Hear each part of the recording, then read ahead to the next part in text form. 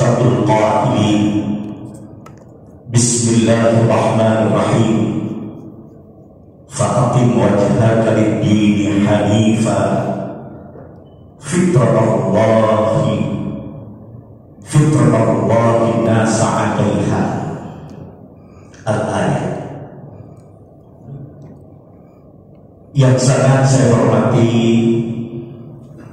segenap pengurus masjid kita tercinta, Masjid Al-Ikhwan, mobil khusus Ketua DKM Masjid Bapak Didi Sudrajat beserta staf-stafnya, para tokoh, para orang tua, para hujjaj, bapak-bapak haji, mudah-mudahan yang belum haji dipermudah oleh Allah Subhanahu wa Ta'ala untuk melaksanakan ibadah haji. Yang besar tidak dihimbau gelar, yang kecil tidak disebut nama. Insya Allah kita hadirnya di sini semuanya dimuliakan oleh Allah Subhanahu wa Ta'ala.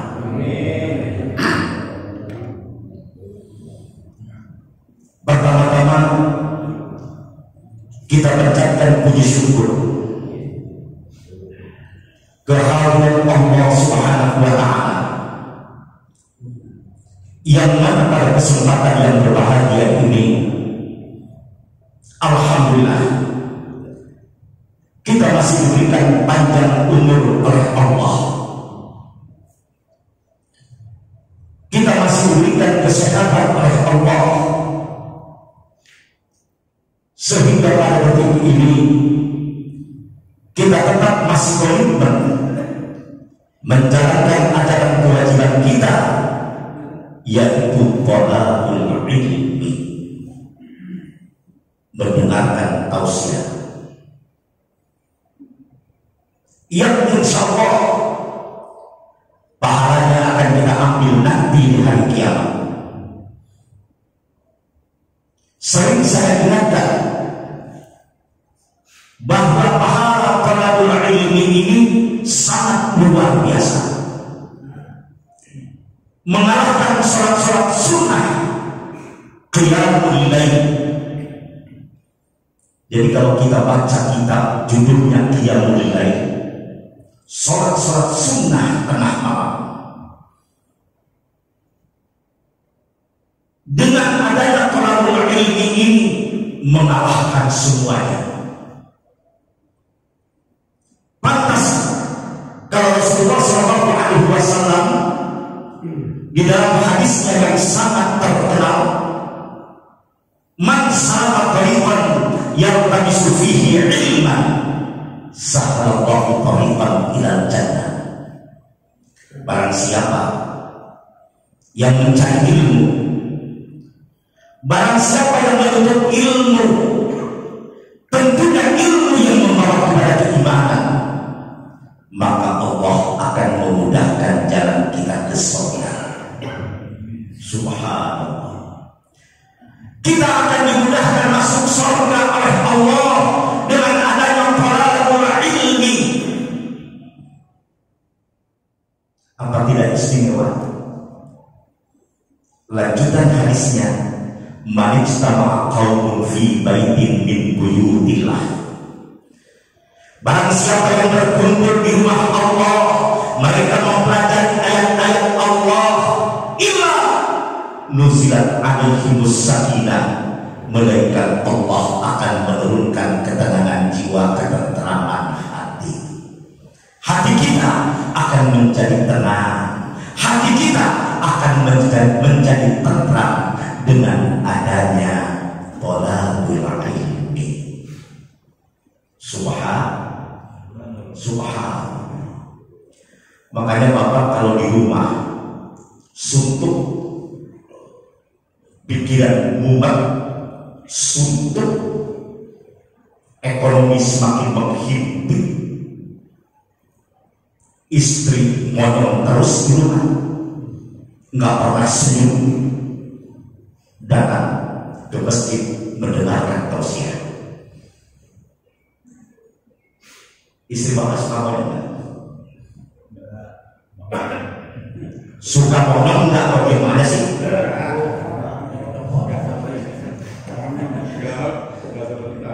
Ya mau barang begini kalau belum dibeli batu monyong semuanya.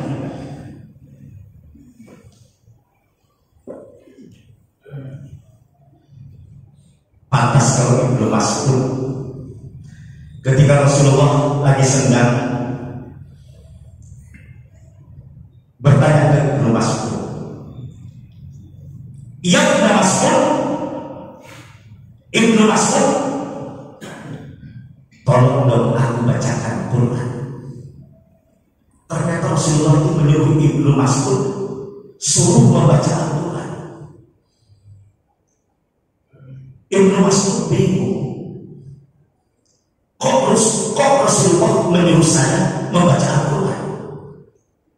Aqra'u ya Rasulullah, kata Ibnu Mas'ud, wa ilaika unzil. Masa sih ya Rasul, aku suruh bacakan Quran, sedangkan Quran itu diturunkan kepada engkau ya Rasul. Ternyata membaca Al-Quran itu menjadi hati kita tenang, tentram. Pantas kalau Allah berfirman dalam Al-Quran, wa nunazzilu minal Qur'ani ma huwa shifaa'un wa rahmatun lil mu'minin wa la yazidu adh-dhalimina illa khasara. Tuh ayatnya. Wa nunazzilu minal Qur'an, kata Allah, kami turunkan Al-Quran itu tidak lain sebagai obat, sebagai penyejuk hati bagi orang-orang yang beriman. Masya Allah.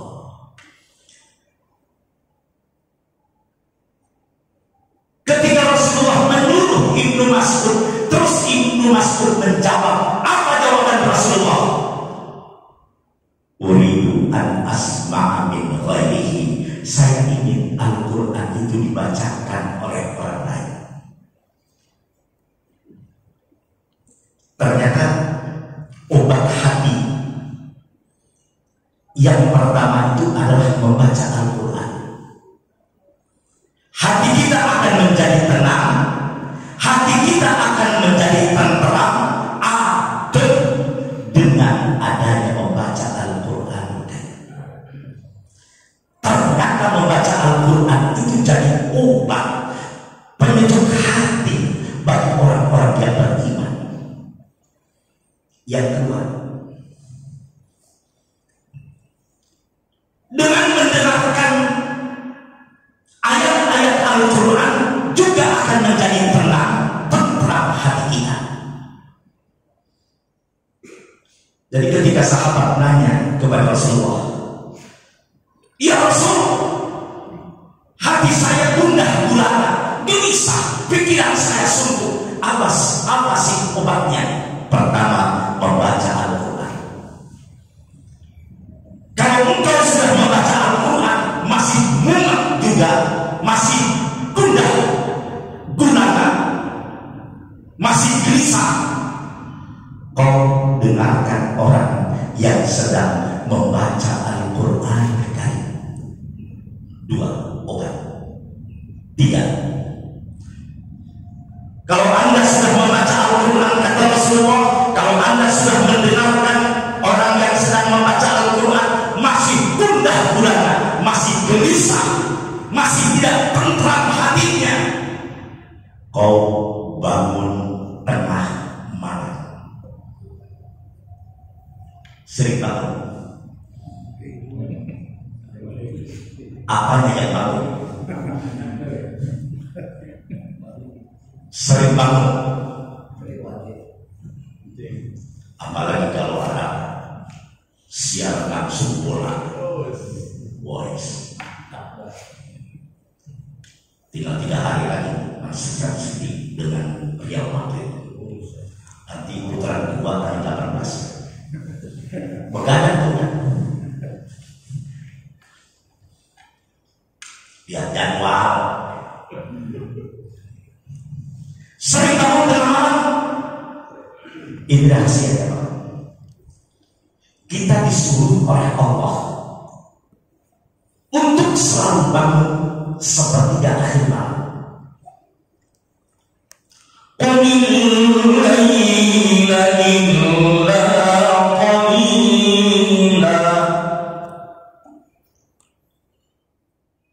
Kau bangun sepertiga akhir malam. Ilah di sini menurut ahli tafsir sepertiga akhir malam.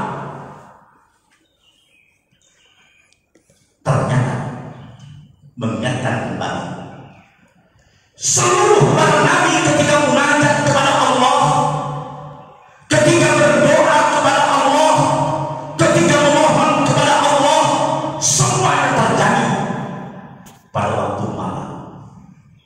Ini pentingnya waktu malam.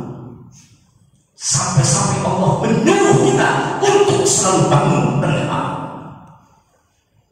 Jadi kalau kita berdoa, momen saat-saat yang mustajab kita pilih.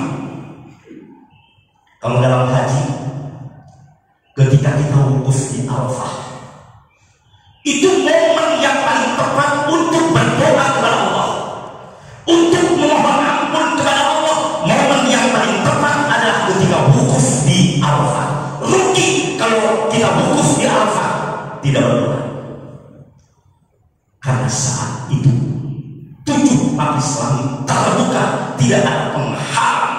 Allah pasti mengabulkan doa-doanya. Makanya ketika wukuf di Arafah semuanya pada nangis. Tanya Pak Haji Agung, Pak Haji Didi, Pak Haji Didi. Ketika wukuf di Arafah suasananya hening Pak, mudah untuk nangis, ingat dosa. Yang tidak nangis tidak punya dosa. Ada kawan saya, ya lelucon sih, ini semuanya cuma pada nangis. Kata kawan saya, tuh lihat, orang pada nangis semua, itu banyak dosa. Kalau saya tidak nangis karena saya tidak punya dosa. Tidak ada yang namanya manusia tidak punya dosa. Rasulullah sendiri mengatakan, wa kullu amali ibni Adam khata'un. Ini hadis sangat terkenal. Kalau di Arab ini selalu diulang-ulang. Hadis ini selalu diulang-ulang ketika khotib Jumat. Saya masih ingat. Wa kullu amali ibni Adam khata'un. Setiap manusia pasti berbuat dosa.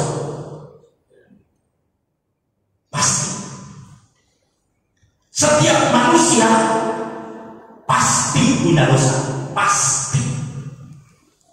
Ini Bapak punya dosa kan? Kok pada diem aja sih? Kayaknya kebanyakan dosa ya. Yang tidak jawab berarti banyak dosanya.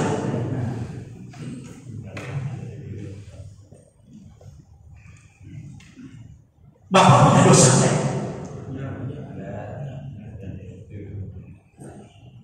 Bukan ada kebanyakan.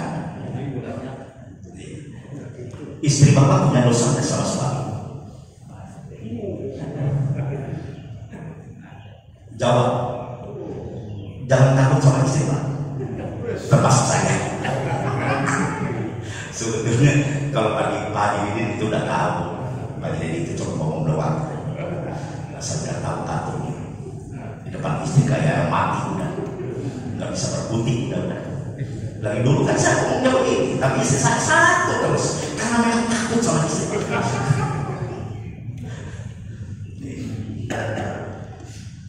Tidak ada yang namanya manusia tidak punya dosa. Salah satu keistimewaan di bulan Ramadan, ingat, salah satu keistimewaannya sangat luar biasa. Salah satu keistimewaan di bulan suci Ramadan, wa dzunuba maghfuratun. Setiap perbuatan dosa ketika orang bertobat kepada tobatnya diterima, dosa-dosanya diampuni oleh Allah Subhanahu wa Ta'ala. Apa tidak beruntung? Rasulullah bersabda, man shoma Ramadan imanan wa ihtisaban ghufira lahu ma taqaddama min dhanbi. Bagi siapa yang berpuasa penuh dengan keimanan, maka dosa-dosa yang telah lalu diampuni oleh Allah Subhanahu wa Ta'ala. Subhanallah. Momen yang paling tepat untuk bertaubat kepada Allah di bulan Ramadan. Bukan berarti di saat yang lain tidak tepat. Paling tepat di bulan suci Ramadan. Masya Allah. Sebaik-baik untuk menghapus dosa adalah taubat. Imam Ghazali mengatakan taubat dosa itu seperti debu dalam cermin. Semakin banyak dielak itu cermin, semakin banyak dibersihkan itu cermin, semakin bersih cermin itu. Begitupun dosa. Semakin banyak kita membaca istighfar, semakin bersih dosa kita. Rasulullah sudah dijamin masuk surga. Jaminan dari Allah di awal surat Al-Fatah, liyaghfirallahu ma taqaddama min dhanbi wa ma ta'akhkhar. Liyaghfirallahu ma taqaddama min dhanbi wa ma ta'akhkhar. Muhammad kata Allah,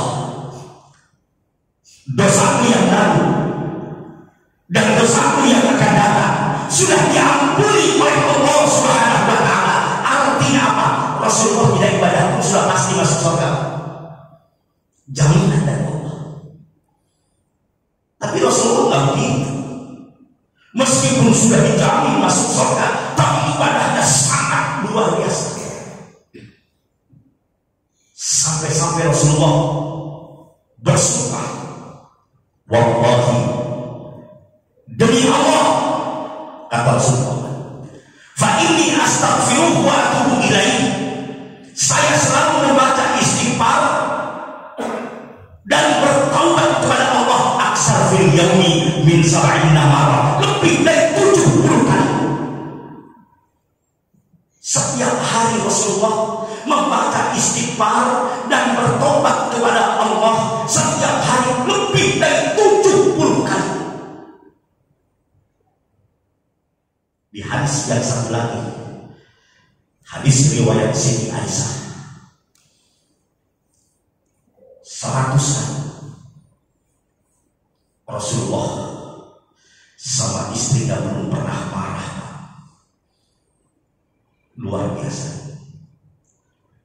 Kalau panggil istri dengan kalimat yang sangat indah,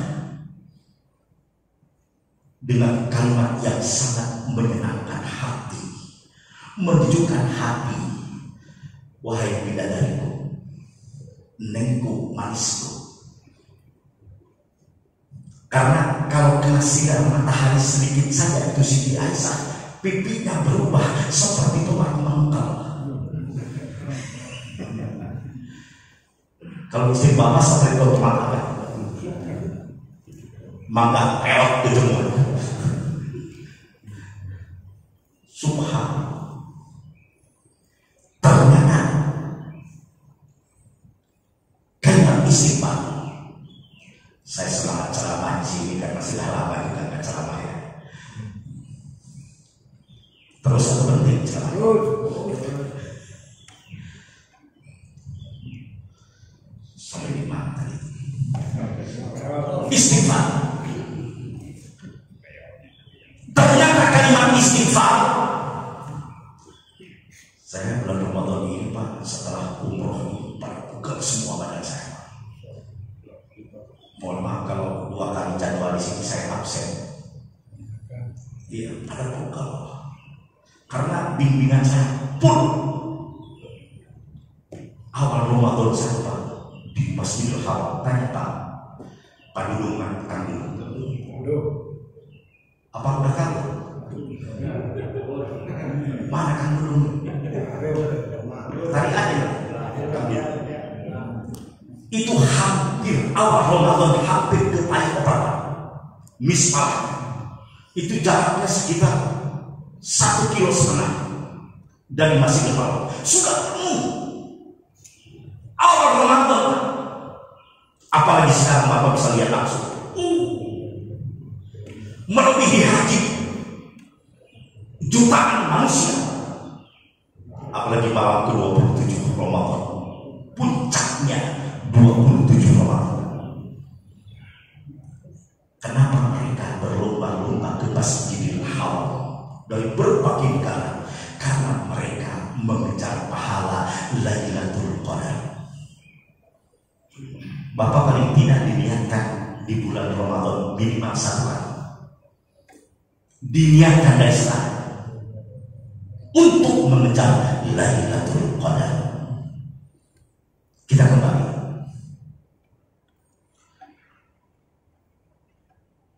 Ternyata kalimat istighfar dengan kalimat taubat beda artinya. Kalimat istighfar ada 2 makna. Yang pertama, permohonan ampun kepada Allah dari dosa-dosa yang telah lalu. Ini pentingnya kita membaca istighfar. Astagfirullahaladzim. Yang kedua,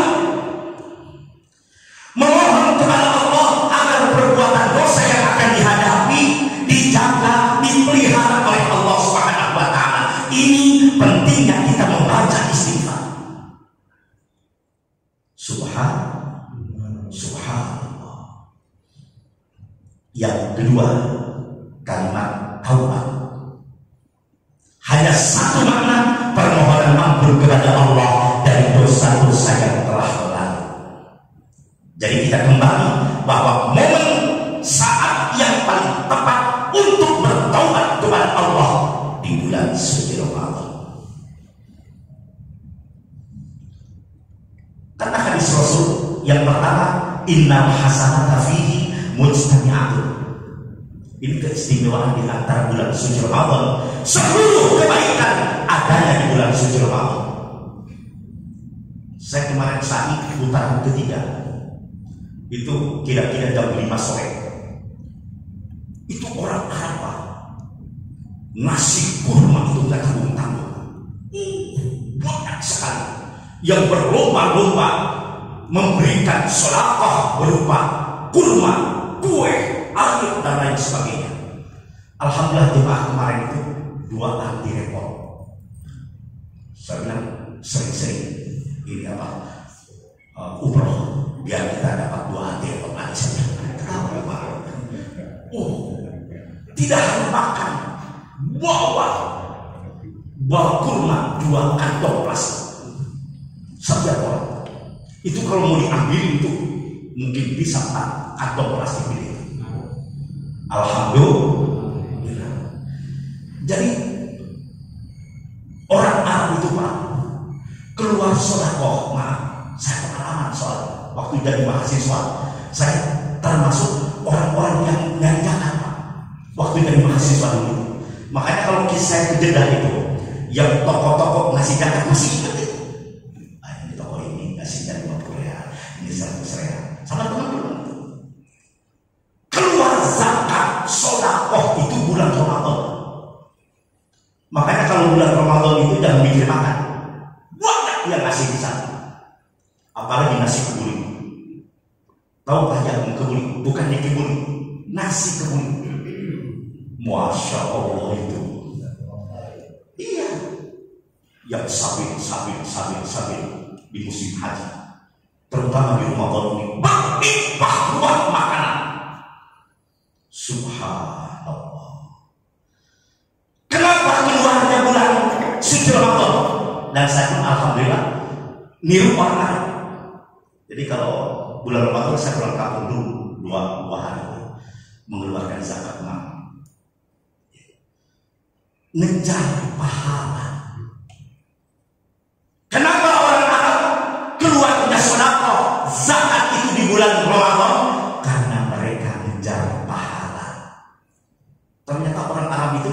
mesti zakat ada catatannya apa nih Pak Haji? Ada catatannya, keuntungannya sekian dari tanggal sekian. Saya lihat sendiri kalau mau minta zakat itu waktu jadi mahasiswa itu, saya lihat sendiri tuh katanya yang wajib saya keluarkan zakat sudah habis. Lihat catatannya sampai lihat keuntungan saya dalam 1 tahun sekian. Lihat, saya lihat cuma ini tambahnya. Ini dari kantong saya katanya, buat kamu. Ada kartu mahasiswanya, ada sih. Nih, kartu alasan kan ada kartunya, ada identitas. Saya bilang, oh ya benar. Paspornya ini dari kantong saya, bukan dari zakat, karena zakat sudah habis. Saya keluarkan, kasih. Subhanallah, ternyata rapi orang Arab itu. Keuntungannya, modalnya, semuanya ada catatannya. Makanya saya jual oleh-oleh haji dan umroh itu catat saya. Yang laku catat. Dan itu ada kewajiban untuk mengeluarkan zakat. Tidak usah takut dengan adanya zakat. Janji Rasulullah Sallallahu Alaihi Wasallam, mana qasamalun minas sadaqah. Sadaqah dalam Al-Quran artinya banyak diartikan zakat. Khudh min amwalihim sadaqah. Sadaqah di sini artinya zakat. Tidak akan mengurangi harta kita, kata Rasulullah. Tidak akan mengurangi duit kita. Bagias dan wayatmu malah bertambah dan berkembang. Allah juga berjanji dalam Al-Quran, Mathalul ladzina yunfiquna amwalahum fi sabilillah kamathali habbatin anbatat sab'a sanabila fi kulli sumbulatin mi'atu habbah wallahu yudha'ifu man yasha wallahu wasi'un 'alim. Janji Allah, orang-orang yang menginfakkan hartanya di jalan Allah, ibarat kita nanam satu benih akan tumbuh 7 tangkai, sab'a sanabil, 7 tangkai. Setiap tangkai buahnya 100, 7 kali 100, 700. Bang mana yang bunganya 700 kali lipat? Ada nggak Bang? Ada nggak Bang Cecep? Bukan Bang, bukan maksud saya. Nggak ada. Janji Allah 700 kali lipat. Fi kulli sumbulatin mi'atu habbah. Setiap tangkai 100 jadi 700. Bang Mandiri 0,2. Ya. Bank BRI 0, berapa? Bunganya. Ada yang agak beda 0,6 BCA. 0,6. Ini 700 kali lipat. Artinya kalau kita nyumbang ke masjid 1 juta sama dengan 700 juta. Semua. Bagaimana tidak berkah? Begitupun orang yang mengeluarkan zakat malah bertambah dan berkembang. Bukan tambah seret rezeki kita, bukan tambah menghimpit ekonomi kita, malah tambah berkah. Karena ini janji Allah dan janji Rasulullah Sallallahu Alaihi Wasallam. Apalagi di bulan suci Ramadan. Seluruh kebaikan adanya di bulan suci Ramadan. Bacaan yang paling utama di bulan suci Ramadan adalah membaca Al-Qur'anul Karim. Yang paling utama membaca Al-Quran. Kalau bilang di luar Ramadan, satu huruf 10 kebaikan. Tetapi di bulan Ramadan tidak akan terhitung pahala yang Allah berikan kepada kita. Lihat di masjid-masjid Arab, ketika bulan Ramadan rata-rata masjid itu penuh dengan membaca Al-Quran. Subhan. Pantas dalam hadis qudsi Allah mengatakan dalam hadis qudsi, wa kullu amali ibni Adam lah. Setiap perbuatan manusia, setiap ibadah manusia untuk dirinya. Kita sholat untuk siapa pahalanya? Untuk siapa? Untuk kita. Kita zakat untuk siapa? Untuk kita. Kita haji, pahalanya untuk siapa? Untuk kita. Lain dengan puasa, beda. Ibadah yang sangat spesial adalah puasa di bulan Ramadan. Puasa itu kata Allah bukan untuk siapa-siapa dalam hadis qudsinya, untuk aku dan aku sendiri yang akan memberikan pahalanya. Diobral pahala oleh Allah. Bapak beli baju koko 150.000, diobral jadi 10.000. Mau nggak? Mau nggak? Ada nggak kokonya? Jas sekali 1 setel itu harga pasaran 1,5 juta. Di bulan Ramadan ini cuma 10.000. Bapak mau nggak? Ada nggak barangnya? Mobil Fortuner, Pajero Sport, Land Cruiser. Saya hafal merek-merek mobil, mereknya doang. Fortuner 300, taruhlah 320 juta. Di Ramadan ini hanya 20 juta. Mau nggak? Ada barangnya? Jangan itu buat dakwah. Masya Allah, luar biasa.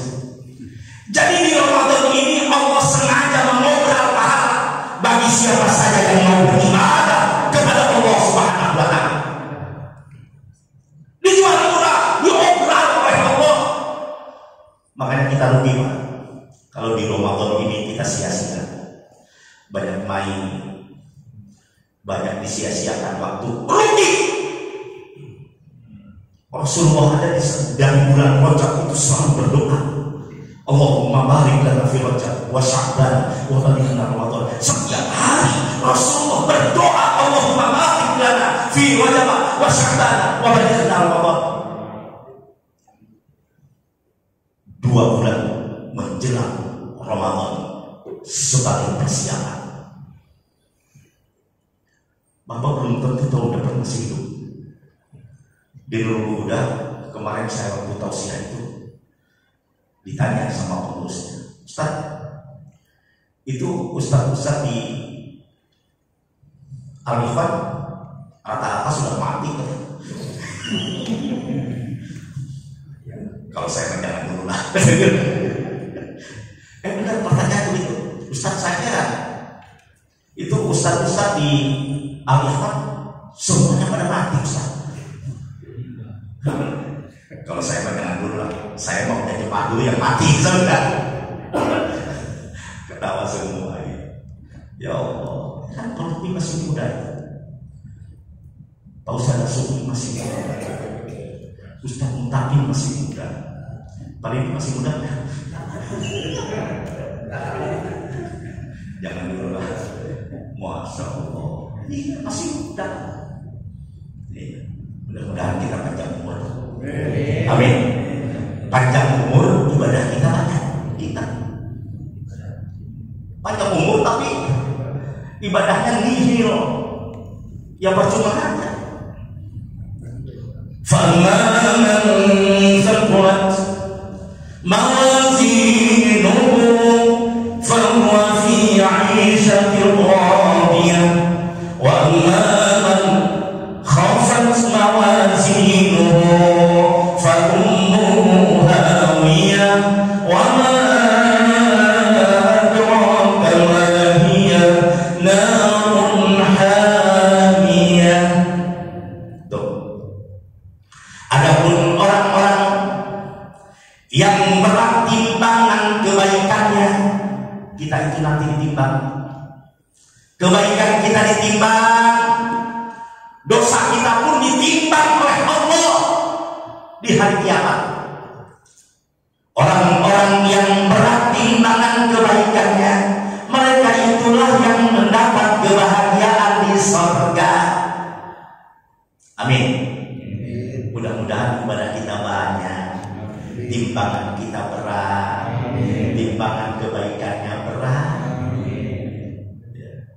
Makanya Bapak kalau lagi nganggur, lagi senggan, ada dua kalimat kata Rasulullah, khafifatani fil lisan wa thaqilatani fil mizan. Ada dua kalimat yang sangat ringan untuk mengucapkannya dan memberatkan timbangan kebaikan di hari kiamat. Jadi Rasul, apa itu?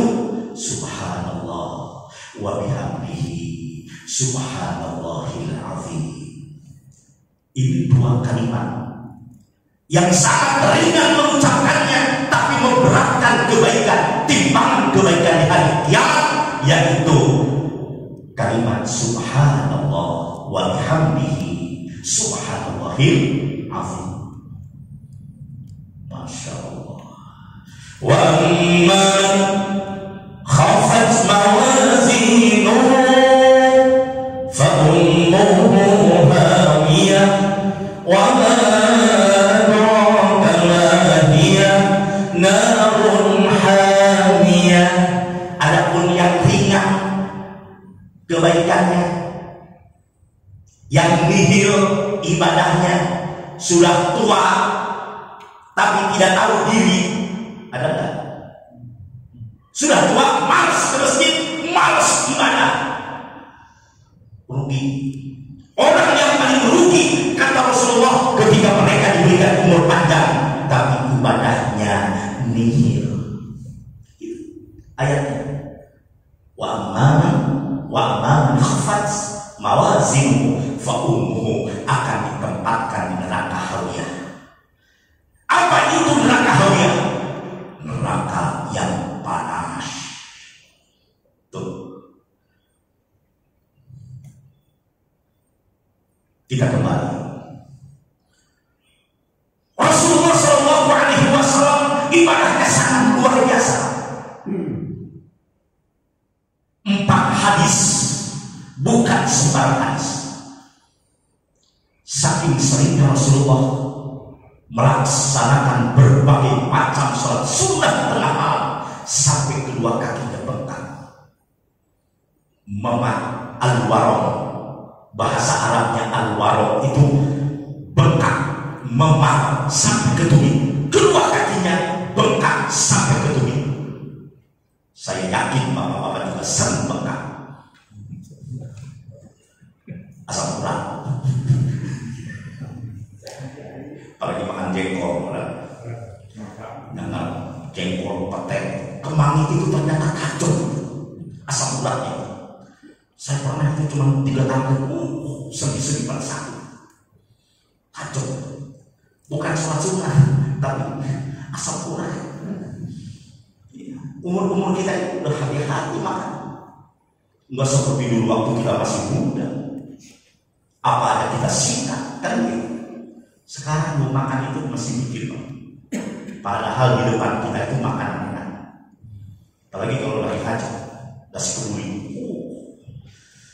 nasi kebuli, daging segala macam, asam urat. Bapak umurnya berapa yang rata-rata? 50 ke atas. 5. Iya. Yang mati di akhir rata-rata 50 tahun. Iya.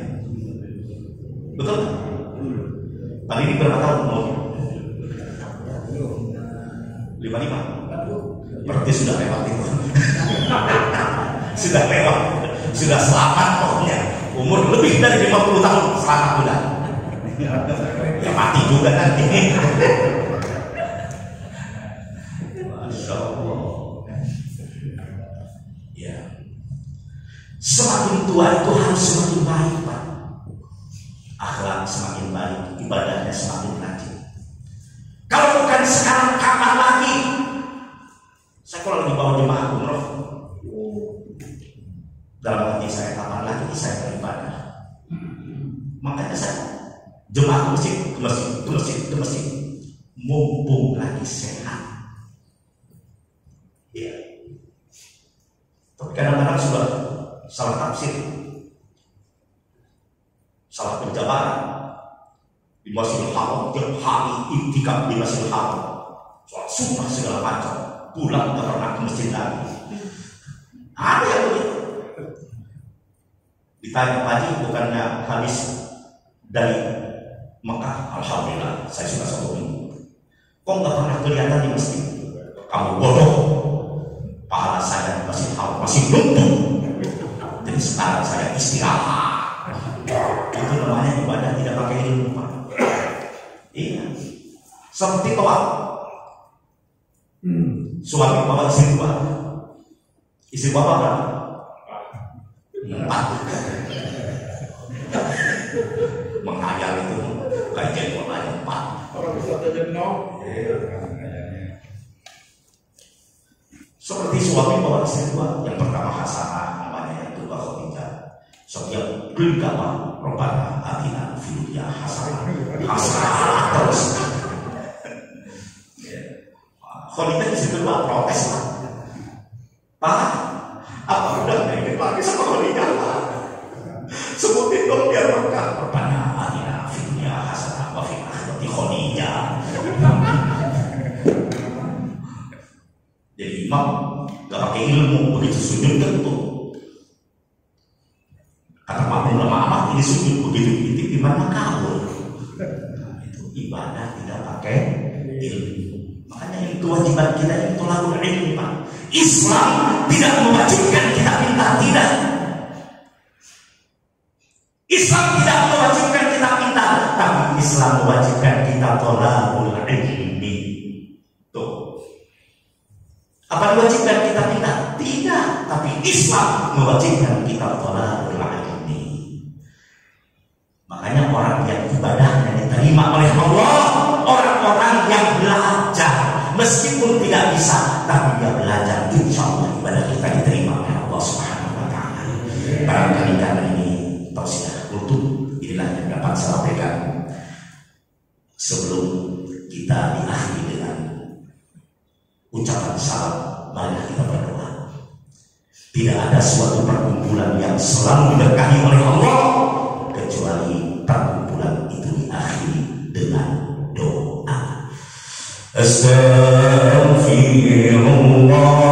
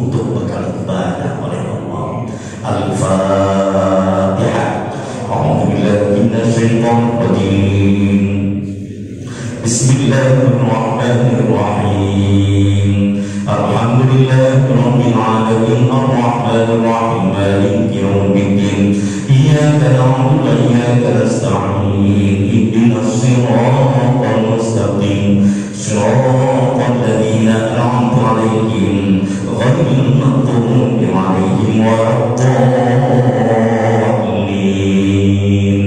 Amin. Allahumma shalli wa sallim ala sayyidina Muhammadin fil awwalin wal akhirin wa ala kulli sahabati Rasulillah ajma'in. Alhamdulillahi rabbil alamin. Hamdan wa fi 'amd wa yukafi mazida. Ya rabbana lakal hamdu wa lakal syukru kama yanbaghi jalali wajhikal karim 'azim sultanik. Allahumma anna al-haqqa haqqa warzuqna ittiba'ah wa anna al-batila batila warzuqna ijtinabah. Allahumma la tad'a lana fi maqamina hadha dhanban illa ghafarta wa la 'aiban illa satarta wa la daynan illa qadaita wa la maridan illa shafaita wa la mayyitan illa rahimta wa la taliban illa nadahta wa la hajatan min hawaiji dunya wal akhirah illa qadaitaha wa yassartaha ya arhamar rahimin. Allahumma ij'al jam'ana hadha jam'an marhuma wa tafarraqna min ba'dihi tafarruqan ma'suma wa la taj'al fina syaqiyyan wa la mahruma. Allahumma ij'alna minas sabirin. Ya Allah, jadikanlah kami ini orang-orang yang sabar ya Allah. Jadikanlah kami ini orang-orang yang sabar ya Allah. Sabar dalam menjalankan perintah-Mu ya Allah. Sabar dalam meninggalkan maksiat ya Allah. Ya Allah, jadikanlah kami ini hamba-Mu yang soleh. Jadikanlah kami ini hamba-Mu yang ikhlas. Jadikanlah kami ini hamba-Mu yang bertakwa ya Allah. Ya Allah, jadikan keluarga kami keluarga yang penuh dengan kedamaian, yang penuh dengan keharmonisan, yang penuh dengan sakinah mawaddah warahmah ya Allah. Ya Allah, jadikanlah istri kami istri yang bertakwa ya Allah, istri yang hormat dan taat sama suami ya Allah. Ya Allah, jadikanlah suami kami suami yang bertakwa ya Allah, suami yang mampu memimpin istri, anak dan keluarganya ya Allah. Ya Allah, jadikanlah kami ini hamba-Mu yang bersyukur ya Allah. Ya Allah, jadikanlah anak-anak kami anak-anak yang selalu berbakti terhadap kedua orang tua ya Allah. Jadikanlah kami anak-anak yang bertakwa ya Allah. Ya Allah, berkahi ilmunya anak-anak kami ya Allah. Sukseskan belajarnya anak-anak kami ya Allah. Panjangkan umurnya anak-anak kami ya Allah. Andaikan tidak penyakit anak kami angkat ya Allah penyakitnya ya Allah. Ya Allah, berikanlah kelancaran rezeki kepada anak-anak kami ya Allah. Ya Allah, ampunilah dosa-dosa kami ya Allah. Dosa-dosa yang telah kami lakukan selama ini ya Allah. Sejak akhir baik sampai saat ini ya Allah. Baik dosa yang disengaja maupun dosa yang tidak disengaja ya Allah. Baik dosa yang kami sembunyikan selama ini ya Allah. Ya Allah, ampunilah dosa-dosa kami ya Allah. Ya Allah, ampuni seluruh dosa-dosa kedua orang tua kami ya Allah. Ya Allah, ampuni seluruh dosa-dosa kedua orang tua kami ya Allah.